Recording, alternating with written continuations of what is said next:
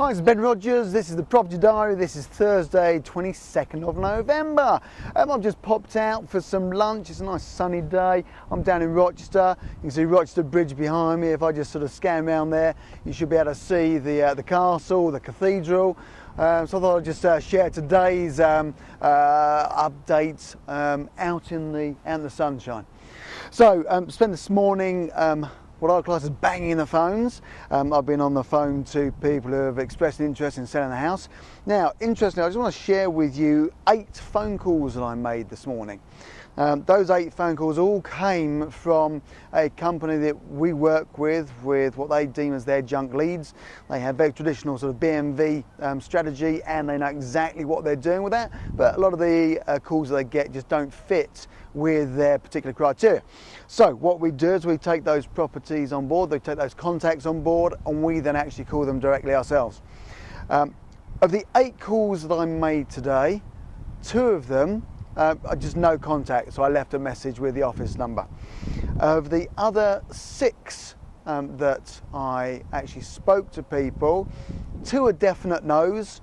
For a variety of reasons. They just don't want to sell, they want all the cash right now, and it's a big chunk of cash, or one of the guys have already sold the property. Of the other 3, and one of them are just like a callback, so let's do the maths.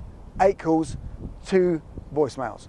Of the other 6 calls, 3 were no-goers straight away. 1 is a potential in the hopper, and 2 are just completely dead leads.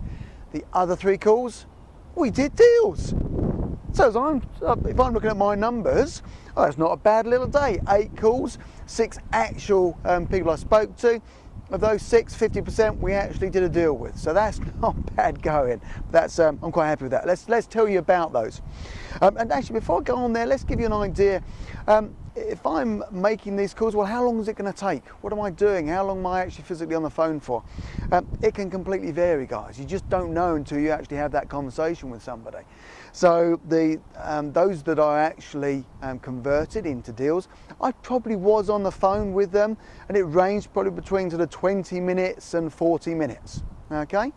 And if I give you an idea of those particular properties, the first property was up in Newcastle. Okay, now this is a property that had sort of offers over £70,000, and that actually just accepted an offer of £73,000. Now here's the challenge. That property is basically in negative equity.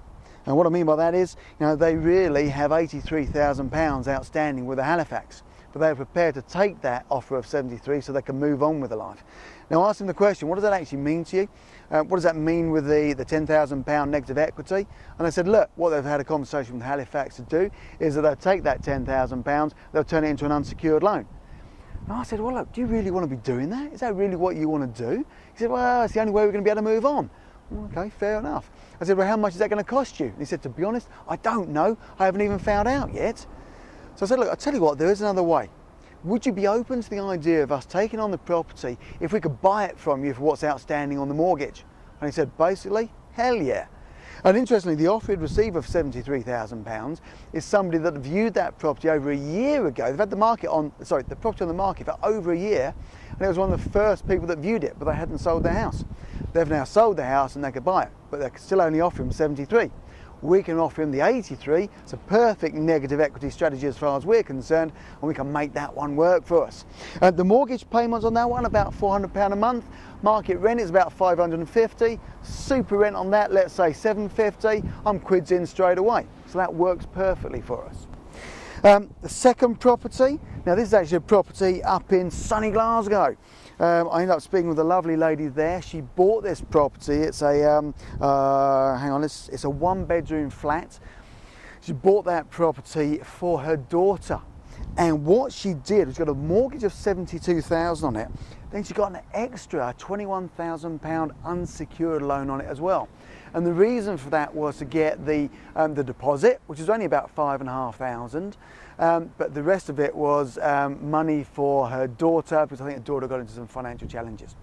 Long story short, daughter's now moved out of the property. Daughter's had some mental health challenges, so she's moved out of the property. She's now got the property with her son living in it with her fiance, but he's not going to stay there forever. Ideally, he wants to actually go and buy a place himself. So she's now concerned about the what ifs. What happens when this property then becomes empty? What happens when her son moves out and she's stuck with this property that she doesn't really want? She bought it for her daughter. So she can't believe the fact that I'm prepared to come in there and do this. I'm prepared to take on the mortgage, and I'm prepared to take on the unsecured debt. Well, the unsecured debt is 21 when she first got it. It's now down to about 15. Now this is it then puts the property in negative equity again. But if we then look at the maths, the rent on a property like this would be about $395 a month. Her outgoings on the two, the 72 grand secured mortgage and the £21,000 unsecured, are only £312 a month. Now if I take into that what they call, and let's just find out what they call it. This is the Scottish term for you. Just trying to remember what it is. They call it, what do they call it? Factor bills. There you go, factor bills. So I'm out in the open air here, and I think I'm going to lose all my paperwork in a minute. So let's just get that back on there so it doesn't blow away. Factor bills is like, hang on one second. Yeah, just juggling stuff.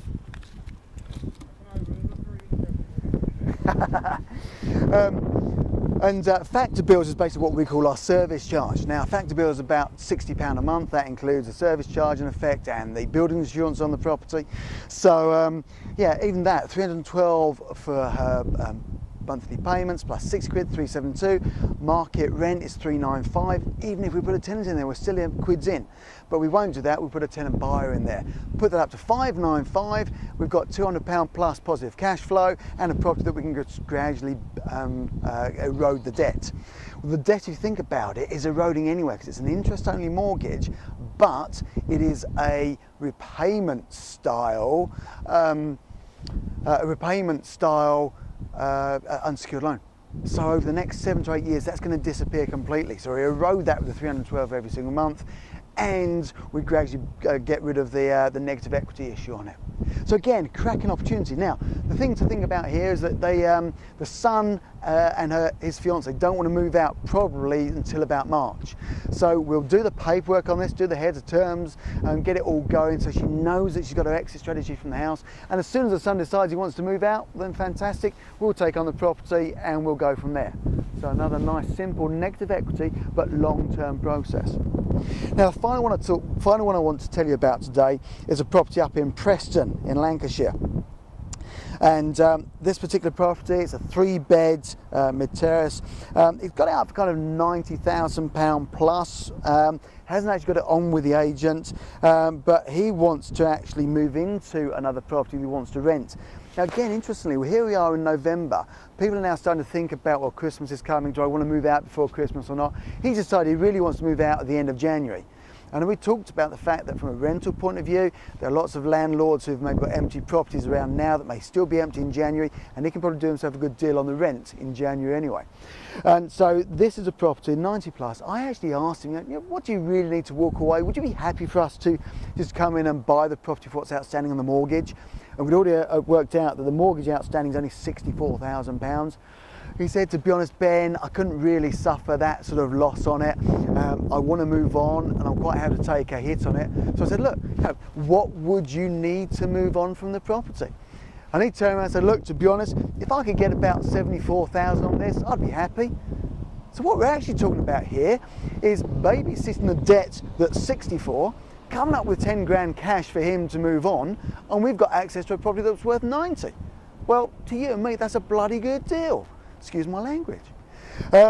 So all we need to find is either come up with the 10 grand cash ourselves, come up with a tenant buyer that's going to move in there who's got 10 grand getting started money or more, because we want to keep some ourselves, and then just basically babysit the mortgage.